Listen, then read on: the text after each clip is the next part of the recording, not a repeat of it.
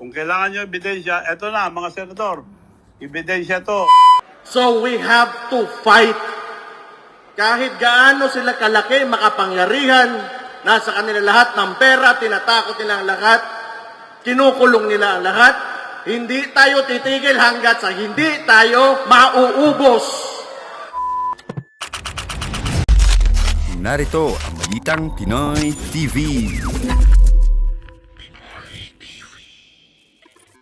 Okay?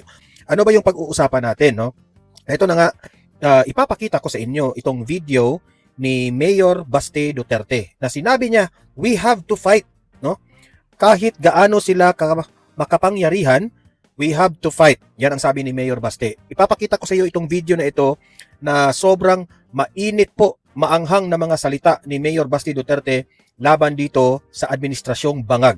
Okay? Mamaya magre-react tayo dyan kasi nakakakilabot po ang mga pahayag ni Mayor Baste Duterte. At heto po, naglabas po ng video itong si Chavit Singson kung saan hinamon ang Blue Ribbon Committee ng Senado. Okay? Challenge sa mga matatapang na mga senador, lalo na kay Erwin Tulfo.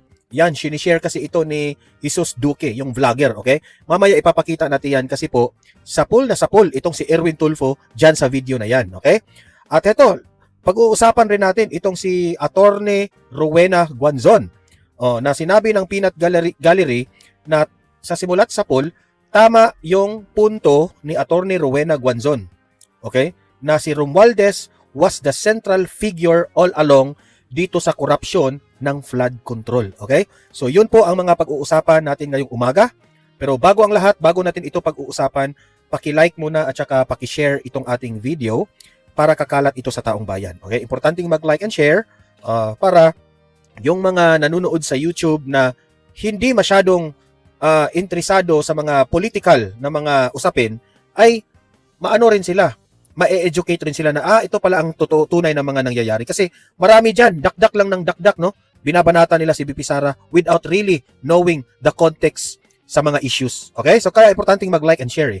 At sa mga hindi pa nakasubscribe dito sa aking channel, dito sa Donmar TV, at kung first time mo dito nakabisita sa ating YouTube channel, this is Donmar TV, mag-subscribe na po kayo. Kasi po, walang bayad ang mag-subscribe sa YouTube. Libre lang ang mag-subscribe, kaya pindutin nyo na ang subscribe button, okay? At kapag nakasubscribe na kayo sa ating channel, ay ang inyong mga cellphones ay ma-notify yan, ma-update kayo kung ano yung mga breaking news, mga balita, at mga usaping impeachment trial ni VP Sara kung ano na ang mga kaganapan, okay? Kaya importanteng mag-subscribe na kayo, okay?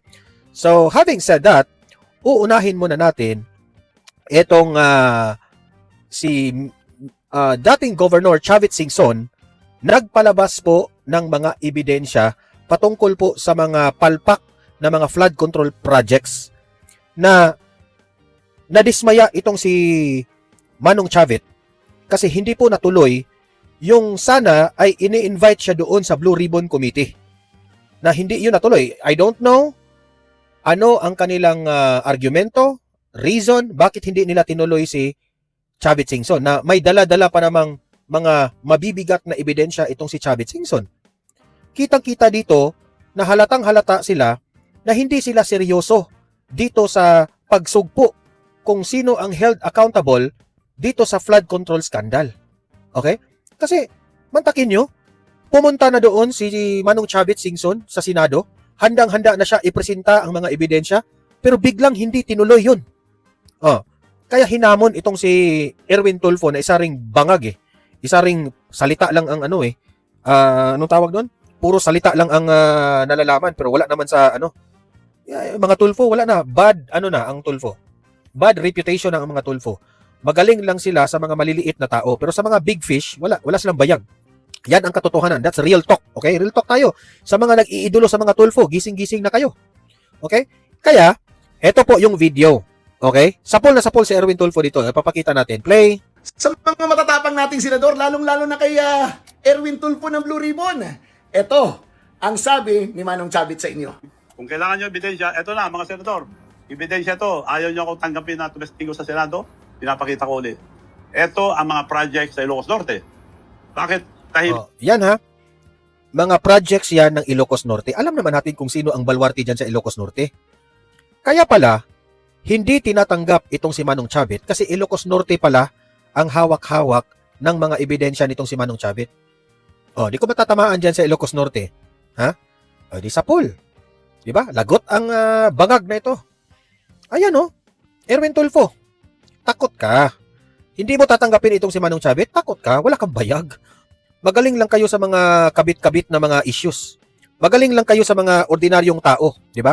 Papagalitan ninyo yung mga problema ng may problema. Ngayon lang namin nare-realize na ang mga Tulfo matapang lang sa mga kaya nila. Pero yung mga malaking mga politicians, yung mga malalaking tao, yung mga congressman, yung mga speaker of the house, yung mga presidente ng Pilipinas, hindi nyo kaya, wala kayong bayag. Di ba? Rafi Tulfo, na-discourage na ko yan. Dati idol natin yan. Erwin Tulfo, idol natin yan. Mga tinutulungan nila dati. Akala natin matapang. Sabi pa niya, akala natin kung ito yung magiging government official, talagang walang sinasanto ito, walang pinipili. Ano na? Nung kayo na ay naging senador, pinagkakatiwalaan kayo ng taong bayan, at nandyan na kayo sa Senado, ano na ngayon? Ano na ngayon ang ginagawa ninyo? Wala na. Yung promise ninyo sa taong bayan, wala na. Ano nangyari? Isa rin kayo sa mga humahalik sa mga puwet ng mga senador, mga malalaking big fish, di ba? Kayo. Pag iba nagsalita, sinukulong nyo. Eto, ebidensya. Distrito ni Congressman sa Sandro Marcos. Ebidensya ito. Bakit dinamanda yung mga engineers? Pag dinamanda nila yung mga engineers, siyempre sisigaw sila. Yan klarong-klaro yan. Yan ang nangyayari sa ating bansa, mga kaibigan. Maliwanag. Ng mastermind, Bongbong Marcos, saka si Martin Romualdez. May ebidensya si Manong, ayaw niyong papuntahin sa Senado para mag-testigo. Ngayon, inilabas na niya. Nasa kanya mga ebidensya. Nasa vlog niya. Inilagay ko rin, pinost ko rin dito sa account ko. Panoorin niyo ng kabuuan. Yan ang challenge niya. Ombudsman. Galaw-galaw doon sa mga kakampi ninyo. Para naman, hindi kayo magmukhang peanut gallery. Binabanatan si Martin, pero hindi si Marcos. Sayang ang bayot! Di ba?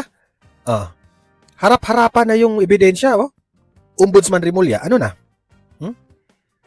Erwin Tulfo ng Blue Ribbon Committee, ano na? Tapos, pinakulong pa ninyo si Marcoleta na yun na sana ang susi para mahuli, mabuking itong mga korupsyon na ito. Sa gabal si Marcoleta. Hindi pinakulong nila. So, heto, pakinggan natin ang matinding speech nitong si Mayor Basti Duterte. Ito po. So we have to fight. Kahit gaano sila kalaki, makapangyarihan, nasa kanila lahat ng pera, tinatakot nila ang lahat, kinukulong nila ang lahat, hindi tayo titigil hanggat sa hindi tayo mauubos. Huwag lang kayo talagang tumigil. Keep on pushing. We are getting there and we are winning. Ayan Yun yung highlights. Gusto kong malaman nyo na I am only here as your instrument. I am not here for personal ambition. I am here to make this country work. Masyado nang mataas yung... masyado nang maraming nangyari. The core objective of... One of the core objectives of PDP Laban is what? It is federalism. We have to remember this because we believe that in a federal system of government, we will be able to govern ourselves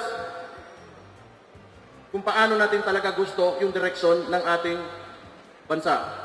Look now, in a unitary system of government, anong nangyayari sa atin? We are paying our taxes. Saan napupunta ang mga buwis natin? Instead of opening up the Blue Ribbon Committee on the flood control, kung saan nawawala ang trilyon-trilyon nating pera, ano ang priority ng administration ngayon? Yung impeachment ng Vice President. Because we all know, pag hindi nila matatanggal ang Vice President ngayon, hindi sila makalagay ng presidente nila on the 2028 elections because he is a great threat sa presidency this 2028. Now, I go back. Tingnan nyo, the unitary system of government, presidential one. They have so much control and so much power, and that is centralized right now, kaya nangyayari sa atin to. The president can threaten anyone. Tingnan nyo, walang natitira. Dalawa nating senador, isa nating senador, kinulong nila. Our guest candidate during the midterm elections, Rodante Marcoleta, just because he wants to open the Blue Ribbon Committee on Flood Control, anong ginawa sa kanya? Do we even have freedom at all at this point dito sa bansa natin? The former president, nasan ngayon? He's in The Hague. He's in the ICC. And clearly, walang jurisdiction. We know the process, and they broke the process. And mind you, this is an establishment that should be an honorable one. And yet, they move like syndicates. They have cooperated with the president who moves like a syndicate. Papayag kayo na ganito na lang tayo? We have to do our duty and responsibility for our country. All of us members of this party will not have an ambition of its own, and our collective ambition is to lift this country up from all of this corruption, from all of this evilness that is happening to our country right now. This should stop right now in the 2028 elections.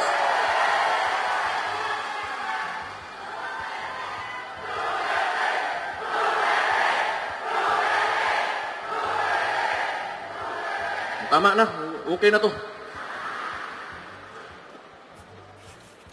Yung mahalaga kasi, yung kinabukasan. I have children. You have children. You have grandchildren.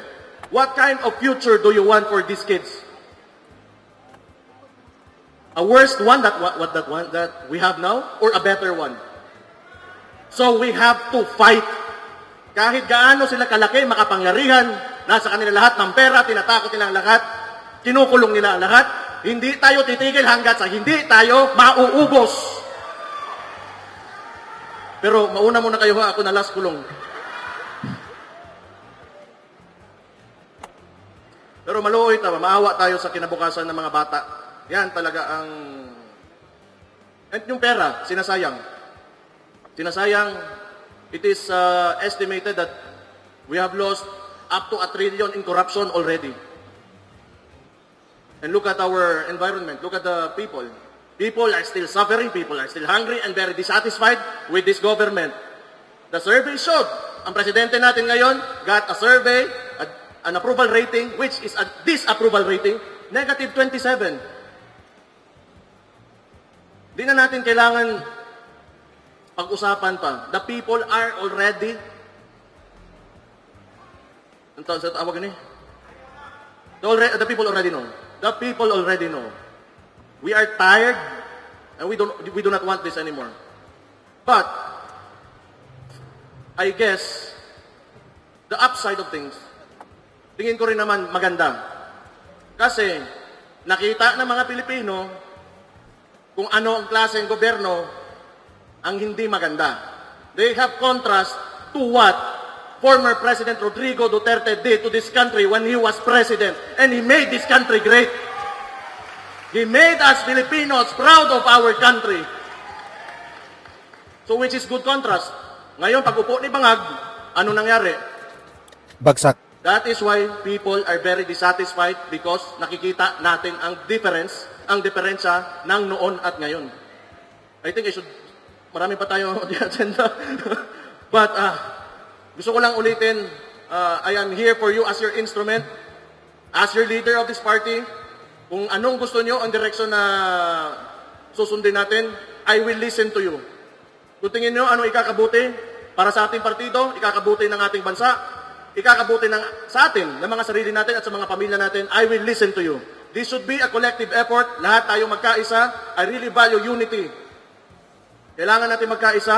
Kung may problema, may kailangan kayong ipaabot sa akin as president of this party, let me know. Then my ears are open and they're ready and I am very willing to listen to you. All the members, galing sa pinakababa hanggang sa akin sa pinakataas. Thank you so much for your trust again and confidence in me. Maraming salamat. Mabuhay kayo. And soon, kita-kita tayo. wag lang kayo talagang tumigil. Keep on pushing. We are getting there and we are winning. Congratulations. Ug maayong hapon. Magandang hapon sa inyong lahat. Ayan, mabuhay ka, Mayor Basti Duterte. Lahat ng mga sinabi mo, Mayor Basti Duterte, no? Lahat ng sinabi ni Mayor Basti Duterte, real talk yun. Yun ang katotohanan, real talk.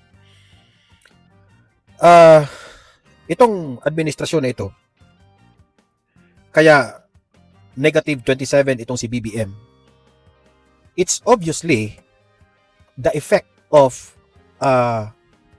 yung mga promises na hindi natupad. Yun ang pinakauna. Kasi si BBM, pinubudol niya tayo sa mga speeches niya na ganito na yung nagawa ko. I will give you an example. Yung nagmamayabang siya doon sa flood control projects na 5,500 na yung flood control na nagawa. Ano nangyari? Only to find out, to make the long story short, nakurakot yun. The biggest corruption in the history of the Philippines. In the history of the Philippine government.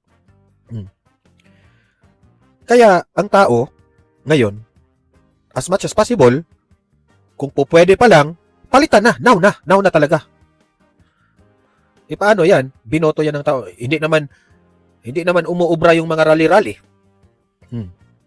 Hindi na, kasi yung rally, ginugulo kasi ng mga dilawan, mga pulahan.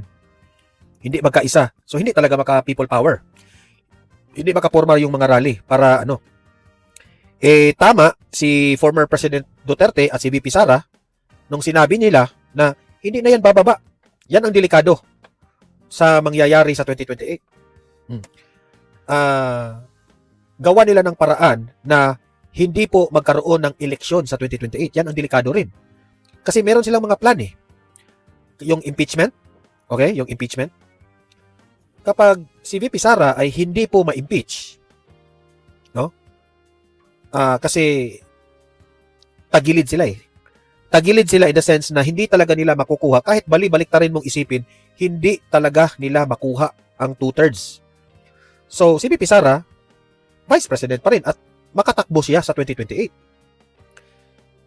Kapag mangyari yan, na hindi ma-impeach si VP Sara, ang delikado, charter change.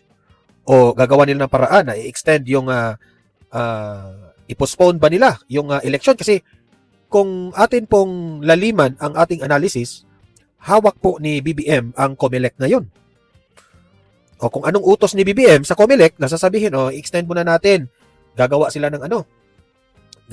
ng reason na i-extend muna natin kasi may nagka-problema, siguro walang budget, or depende na yan kung paano nila pwedeng mangyari yan. No? Di sa pinangunahan natin inilahad ko lang ang posibleng mangyari. Okay? Kaya, itong mga leaders ng mga Duterte, Mayor Basti Duterte, VP Sara, at lahat like itong si Senator Marcoleta, lahat ng mga leader na kaalyado ng mga Duterte, no? Ang naka-align sa mga Duterte, yun po ang ating pakinggan. Okay? Yun po ang ating pakinggan. Why? Kasi sila yung nakakita, sila yung mga nakakita kung papaano binabalahura itong bansang ito. Sila yung nakakita kung paano sila hinaharangan para sa 2028. Kasi itong mga nakaupo ngayon ay talagang gahaman po sa kapangyarihan. Hinuhut-hutan nila ang pera ng taong bayan, which is tayo, taong bayan. Araw-araw po tayong nag-share ng tax natin. At yung tax natin na pupunta ito sa mga infrastruktura, sa ating healthcare service, di ba? A collective effort ng taong bayan para uunlad ang bansa natin, para babalik rin ito sa atin, hindi na nangyari kasi lahat kinuha na nila. Okay? Lahat inano na nila. Kung sa Bisaya, pagikawat na nila tatanan. So, ayan maganda yung punto ni Mayor Basti Duterte. So, libre kayong mag-comment, mag-react sa inyong opinion sa mga nanonood ngayon at babasahin natin yan sa comment section. Okay? Paki-like na lang, paki-share na lang po sa mga nanonood At sa yung mga first time at hindi pa nakasubscribe dito sa Don Mar TV, mag-subscribe na po kayo. Okay? See you in my next video. Have a great day. Have a great night. God bless po sa ating lahat. Mabuhay ang Pilipinas and God save the Philippines. Bye-bye. Ito na nga mga kabalita. Ano na ang masasabi nyo patungkol sa balitang ito? Please comment down below mga kabalita. Pag-usapan natin yan sa comment section. At kung di ka pa nakasubscribe sa ating channel, baka naman